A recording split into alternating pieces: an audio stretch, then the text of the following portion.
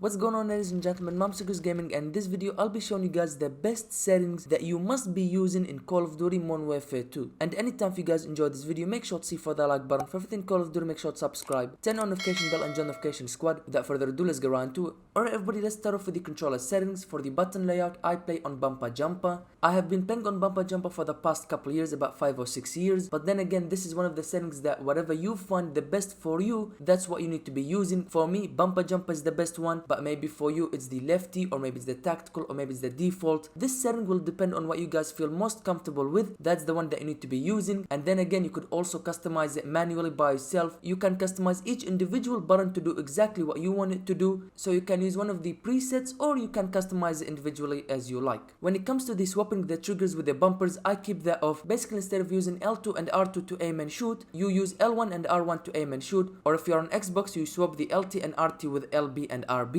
I keep off. I've been using the triggers for my entire life playing Call of Duty. I find it more comfortable to aim with L2 and shoot with R2 rather than aiming with L1 and R1. However, it is said that if you use the bumpers to shoot, it is actually much faster than using the triggers. Because the bumpers are a bit shorter when you press them, it is much quicker to go from 0 to a 100% press than it is for the triggers. So it is said that aiming and shooting with the bumpers, it is faster. I've tried it many times, I just could not get used to it. For me, I find it more comfortable to use the triggers to aim and shoot. We move on to stick layout preset. I keep it default. I've been using default for the past couple of years. However, when it comes to the controller vibration, I recommend you guys to turn it off. Last thing you want to do is when you're aiming down an enemy, you shoot and boom, your controller vibrates. It absolutely messes up your aim and you end up getting killed. Even though you had the advantage over your enemy, because the controller vibrated, it messed up your aim and he ended up turning on you and killing you first. So controller vibration 100% off. Do not ever turn it on unless you are playing campaign and you want to get fully immersed. Then sure, have controller vibration on. But if you're playing Call of Duty multiplayer or any multiplayer for that matter of fact, make sure you have controller vibration off. Believe me, your aim will be much better. And the same thing for trigger effect. If you're on PS5, make sure you have them off. If you are playing campaign, sure, have them on. Get fully immersed in the campaign. When it comes to multiplayer, controller vibration and trigger effect, make sure they are off because they absolutely ruin your aim. And the last thing you want is a controller vibration or trigger effect to mess up your aim, especially in a game like Call of Duty where aim is everything. Make sure you have them off. When it comes to the horizontal and the vertical stick sensitivity, I play on 7. I find it the best for both of them. For me, I find 7 to be the perfect balance between not too fast and not too slow either. Now if you are using control freaks on your controller, maybe you can go down to 6, maybe 5, and if you are not using control freaks, then you can bump up the sensitivity a tiny bit up, maybe about 9, 10. But then again, when it comes to sensitivity, that's gonna depend solely on you. Whatever sensitivity you find to be most comfortable with, that's the one that you need to be using. Make sure to try them all out, see what is the perfect balance for you. Like I said, I found 7 to be the perfect balance for me. So for sensitivity, it's gonna depend on what you feel most comfortable with. When it comes to the ADS sensitivity, I just keep it the same. I don't touch that. It is 1. I keep it the default. Same thing for the third person and vehicles, air vehicles and all that. I don't touch these settings. I just keep it default. We move on to the vertical aim axis. Once again, I keep it standard. I don't play on inverted. I just keep it standard. I find it to be the best. For the aim down sight behavior, I keep it on hold. I find it to be the best setting and I recommend you guys to use it on hold as well. When you want to aim down sight, you want to hold the button, and whenever you want to stop, you simply let go of the button. You can change that to toggle where you press the button, you aim down sight, and then when you stop, you have to again press that button. That will just cause confusion. Keep it on hold. Hold the button when you want to aim down sight, let go when you want to stop, and it's simple as that. When it comes to automatic sprint, I keep it off. I want to be in control when I want to sprint and when I want to stop. Having automatic sprint will get you in tricky situations, especially in Modern Warfare 2. Sometimes you want to walk instead of sprinting all over the map, especially if you are coming up to a door or something. You make sure you don't want to just run past that door because somebody could be camping. So having automatic sprint off will allow you to control your sprinting. If you are entering a door, you want to make sure you are walking, take it easy, make sure to check all your corners. But if you have automatic sprint on, you can't do that because the second you push that button to move, boom, he starts to sprint, and that is absolutely terrible. So I recommend you guys to keep automatic sprint off and sprint only when you need to. For the equipment behavior, same thing as aim down sight behavior. You want to make sure you hold the button. Whenever you let go, that's when he throws the equipment or the tactical. Again, you can change it to toggle where you press the button, he starts to cook up the frag grenade, and then you press the button again, that's when he throws it. That is too confusing. It's gonna get you in tough situations. Just make sure to keep it on hold. Whenever you want to throw a frag grenade or tactical, you hold it, let go to throw it. As simple as that. For the weapon mount activation, I go with ADS plus melee. I find that to be the best. Of course, you can turn it off, or you can double tap ADS to mount, or you can just ADS and it will automatically mount. So once again, I found ADS plus melee to be the perfect balance. I am aiming down sight, and if I feel like I need to mount, I simply press the melee button and I mount. I press press it again and I unmount. In my opinion, that is the perfect combination and I recommend you guys to use this as well. When it comes to interact/reload behavior, I keep it on tap to reload. Now let's move on to the advanced controller settings. First of all, target aim assist, make sure you have it on. Why would you want to have it off? Of course, aim assist helps you in games when you are aiming down sight, so of course you want to have it on, not off. Make sure you have it on. For aim assist tab, I found default to be the best one and I recommend you guys to use default as well. However, if you are an accurate player, you need to be using precision because that is best for accurate players. If you are a new player, make sure you are using focusing, that will help you much more. And if you are simply used to the Black Ops aim assist type, then the Black Ops setting is the setting for you in the aim assist type. However, if you're not a new player to Call of Duty but you're still not very accurate, then I recommend you guys to just use default. For me, having it on default is the best setting I found. I've been using default since Modern Warfare 2 launched and I found it to be the best one and I recommend you guys to use default as well. Again, same thing here for the aim response curve tab. I keep it on standard. You can use linear or dynamic, but I found standard to be the best one and I recommend you guys to use standard as well. For the ADS sync sensitivity, I just keep it at the default one. I don't touch this setting at all. We move down to the ADS sensitivity transition timing and make sure you have this on instant. You do not want to have it on gradual or after zoom.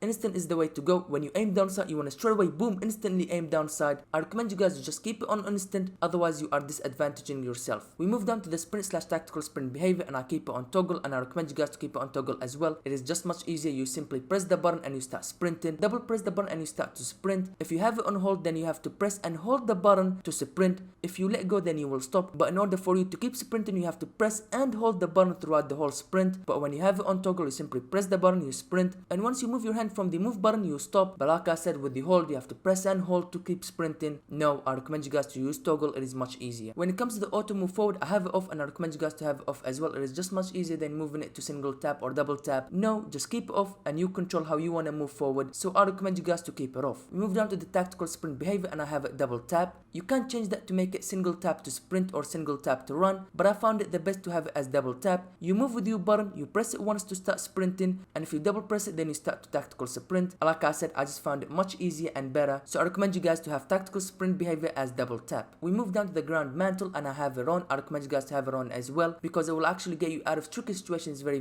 quickly. Let's say you are hurt and you are prone behind an obstacle. The second you press the jump button, then boom, he mantles over the obstacle and then you can start running to safety. But if you have it off, first you have to jump and then you can mantle over the obstacle, and by that time you're just leaving a lot of time for your enemy to shoot you and kill you, and that's not what we want. So make sure to have ground mantle on. It will get you out of tricky situations much easier and much quicker as well. We move on to the automatic airborne mantle. I have it on partially and also off, but never on, okay? Make sure you are either using partial or off, but never on. Now I know for the ground mantle I said to have it on because it will get you out of tricky situations. However, when it comes to the automatic airborne mantle, make sure you have partial or off, but like I said, never on. And also for the automatic ground mantle, make sure it's off, okay? Not short, not long, but off. The last thing you want is you are in a gunfight, you move near an obstacle to take cover, and boom, instead of taking cover, your operator jumps over that mantle, exposing all of you to the enemy, and boom, you get killed. And just like that, you lost that gunfight. Instead of taking cover from the enemy, you end up automatically mantling over that obstacle because you either had the automatic airborne or the automatic ground mantle on, and that is absolutely terrible. That's why you need to make sure you are in control when you want to mantle over an obstacle. If you want to mantle, you press the button to mantle, and you're automatically mantling over the obstacle just because you got close to it because you had it on automatic. That is absolutely terrible. Make sure for the airborne mantle is partial or off, and for the ground mantle is completely off. For the invert slide and dive behavior, I keep it on standard, but then again, it's up to you. You can have it on invert or standard. It really doesn't matter, whatever you feel comfortable with.